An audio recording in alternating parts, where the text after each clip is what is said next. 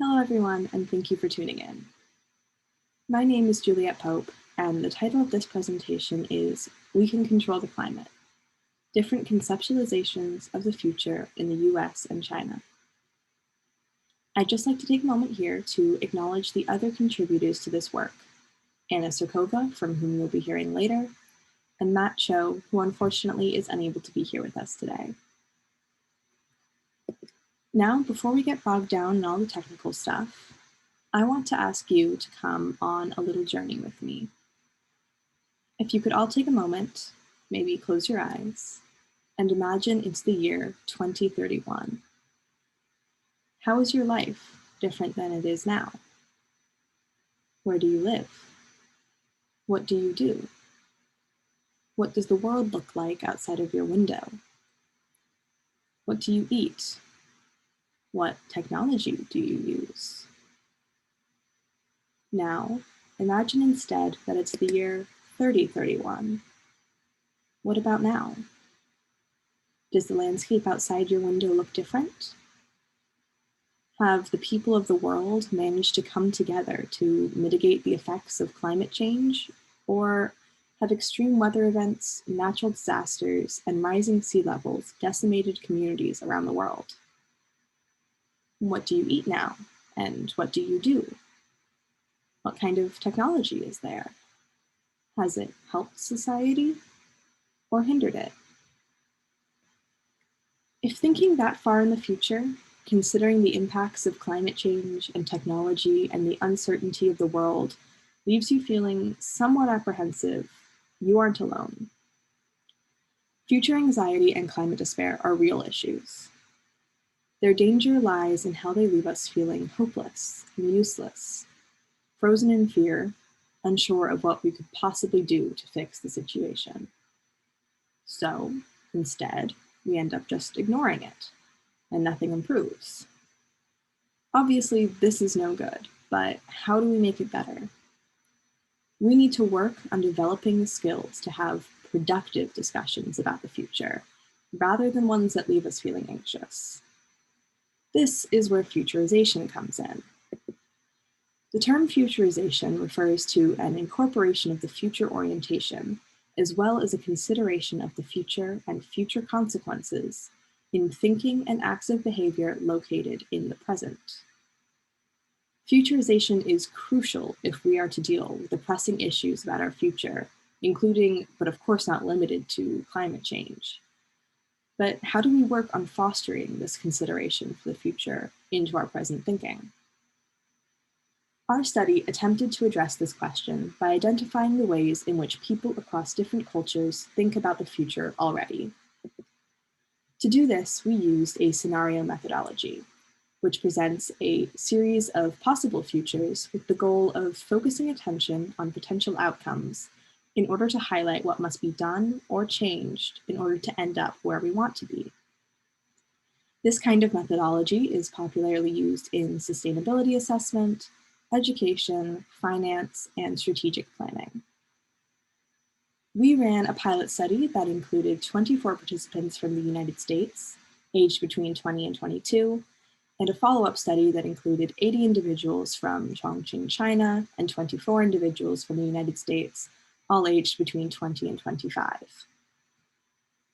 For these studies, we developed 5 scenarios which projected different dimensions of the future, ranging in time from only 10 years from now up to a millennium, and ranging in focus from the everyday to the impacts of climate change, to the advancement of artificial intelligence, to the philosophical dilemma of if we can even be certain we have a future at all. Each of these 5 scenarios included a series of questions, much like those I walked you through at the beginning of this presentation, prompting participants to think about how the world looked, how they might be living, what they eat, and what technology they use. Once we had collected responses to all of the scenarios, we began to extract the core themes and analyze consistencies and differences, both between the scenarios as well as cross-culturally. We identified 7 key categories of responses: personal and everyday life, human relationships, society, technology, human appearance, environment, and media references. In analyzing responses to the scenarios, we found that the fifth scenario, which asked participants to consider whether the future even exists, elicited responses of a very different nature than the other four scenarios. So we've excluded it from most of the present analysis, and it will be discussed further in a later presentation by Anna Sircova. To start, let's look at what differences we found in participants' responses across all of the scenarios. The key finding in this area is relevant to construal level theory, or CLT. CLT theorizes that when faced with the distant future, something which we are unable to experience ourselves, people make predictions based on abstract mental renditions. In other words, the distant future is imagined in more abstract terms, while the near future is imagined in more concrete terms. As you can see here, in the first scenario, set only 10 years in the future, participants discussed personal details about everyday life, such as where they would live, what their family and career paths would be like, and what their daily routines might be. However, in the latter three scenarios, all placed further in the future, these details were entirely absent. This provides confirmation of our expectation that the act of thinking about temporally distant futures is inherently different than the act of thinking about nearer futures. Now, transitioning to a cross-cultural comparison, there are a couple of interesting similarities and differences to note. First, we found that society, technology, and environment were the most frequently discussed categories, being referenced by all groups in all scenarios, as you can see here. This suggests that these categories are not only deemed to be important aspects of the future, but also things that are expected to change over time across cultures. One interesting difference to note here, however, is that while US participants described things such as deforestation and rising sea levels in relation to the environment, Chinese participants tended to describe the environment in relation to technology. For example, discussing having the technology to control the environment and change it at will.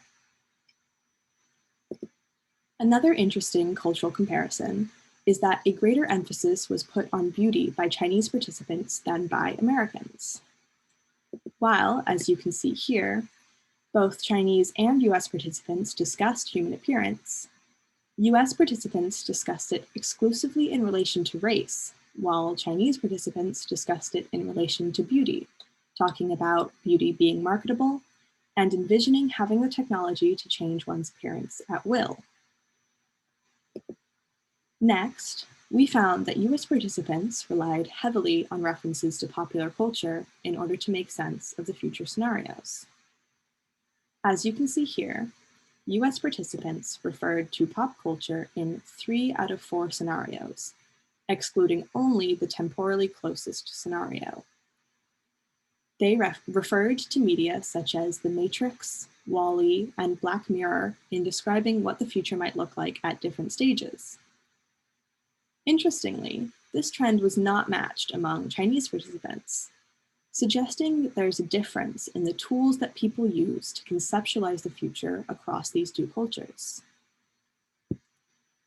And lastly, stepping back a bit, a final overarching cultural difference that we found was in the overall attitude towards the future. Chinese participants demonstrated considerably greater optimism in response to the scenarios than American participants did. In response to climate change, American participants envisioned that forests would be decimated, scarcity of resources would lead to even greater divisions, and people would be unable to go outside. While Chinese participants envisioned that the world would come together to support one another and adapt to the challenges of climate change, and that we would ultimately even be able to control the climate. In response to technology, US participants predicted increased technology would result in the end of the human race, or at the very least, alienation and loss of personal freedom, while Chinese participants predicted increased tech would allow for more sustainability, as well as improvement of individual lives by extending the lifespan, and allowing people to look however they want.